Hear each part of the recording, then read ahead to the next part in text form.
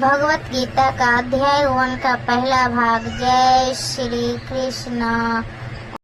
धर्म क्षेत्र कुरुक्षेत्र संवेदन युक्त मामकाय पंडा अश्रेव किम कुरुवेच अर्चना। धृतराष्ट्र ने कहा, हे संजय, धर्म भूमि कुरुक्षेत्र में युद्ध की इच्छा से एकाग्र हुए मेरे तथा पांडव के पुत्रों ने क्या किया। तात्पर्य: भगवत गीता के बहुपृष्ठ अस्तित्व विज्ञान है जो गीता महत्व से सारा रूप में दिया हुआ है। इसमें यह उल्लेख है कि मनुष्य को चाहिए कि वह कृष्ण के भक्त की सहायता से संक्षिप्त संवीक्षण करते हुए भगवत गीता का अध्ययन करे और सर्वत्र प्रिय व्याख्याओं के बिना उसे समझने का प्रयास करे। अर्जुन ने जिस प्रकार से छत भगवान कृष्ण से गीता सुनी और उसका उद्देश्य ग्रहण किया, इस प्रकार की स्पष्ट अनुभूति का उदाहरण भगवत गीता में ही है। यदि उसी गुरु परंपरा से निजी स्वार्थ से प्रेरित हुए बिना किसी भगवत गीता समझने का सौभाग्य प्राप्त हो तो वह समस्त वैदिक ज्ञान तथा विश्व के समस्त शास्त्रों के अध्ययन को पीछे छोड़ देता है। पाठक को भगवत गीता में केवल अन्य शास्त्रों के सारी बातें मिलेगी, अपितु ऐसे बातें भी मिलेगी जो अन्यत्र कहीं उपलब्ध नहीं है। यही गीता का विशेष मानदंड है। स्वयं भगवान श्री कृष्ण द्वारा साक्षात उच्चारित होने के कारण यह पूर्ण अस्तित्व विज्ञान है। महाभारत में वर्णित धृतराष्ट्र तथा संजय की वार्ताएं एक महादर्शक के मूल्य सिद्धांत का कार्य करती है। माना जाता है कि इस दर्शन की प्रस्तुति कुरुक्षेत्र के युद्ध स्थल में हुई, जो वैदिक युग से प्रावितिक तीर्थ स्थल रहा है। इस प्रकार प्रवचन भगवान द्वारा माना जाति के प्रथम पथ प्रदर्शन हेतु तभी किया गया जब वे इन लोगों में स्वयं उपस्थित थे।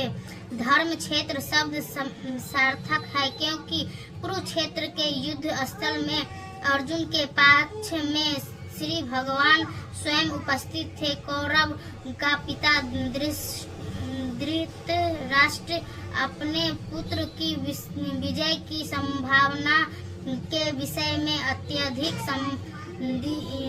संदिग्ध था। अतः इसी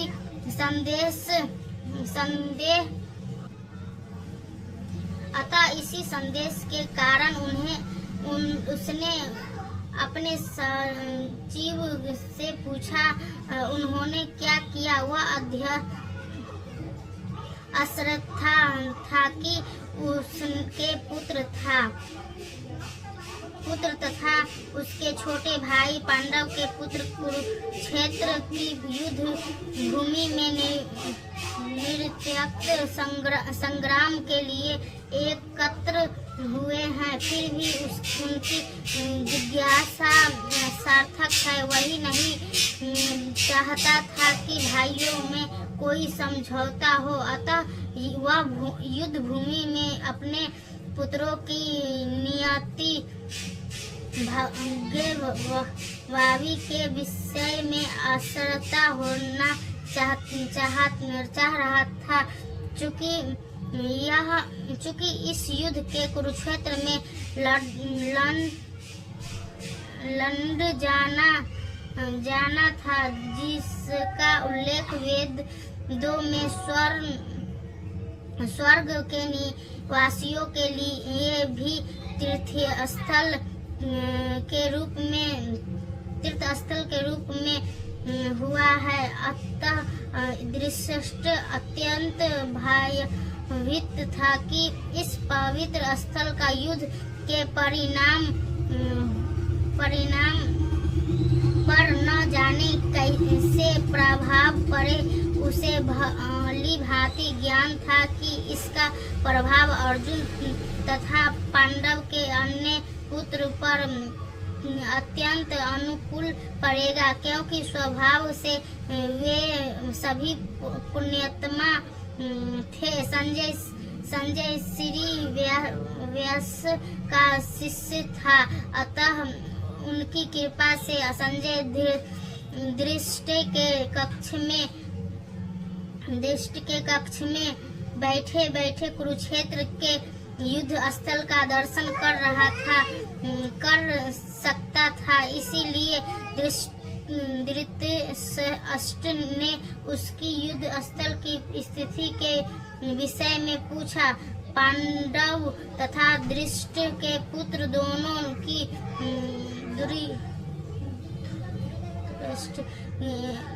की एक वंश से संबंधित है, किंतु यहाँ पर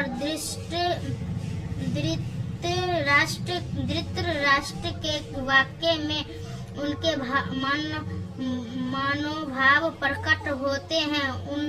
उसने जानबूझ कर अपने पुत्रों को कुरु कहा और पांडव के पुत्रों को वंश के उत्तराधिकारी से विलग कर दिया। इस तरह पांडव के पुत्र स्थल अपने भतीजाओं के साथ धृतराष्ट्र की विशिष्ट मान स्थिति समझी जा सकती है। जिस प्रकार धान के खेत में अवांछित पौधा को उलखा दिया जाता है, उसी प्रकार इस कथा के आरंभ से ही ऐसे आशा की जाती है कि धर्म के पिता श्री कृष्ण उपस्थित हो। वहाँ कुरुक्षेत्र रूपी खेत में दुर्योधन आदि धृतराष्ट्र के पुत्र रूपी अवांछित पौधे को समूह नष्ट करके युद्ध पृष्ठ आदि नियतार्थ धर्म पुरुष के स्थापना की जाएगी। यह धर्म क्षेत्र तथा कुरुक्षेत्र शब्द की उनकी ऐतिहासिक तथा वैदिक महत्व से अतिरिक्त यही समर्थक है। इसी के साथ आज का पहला भाग यहीं पे समाप्त हुआ। जय श्री कृष्ण। राधे राधे।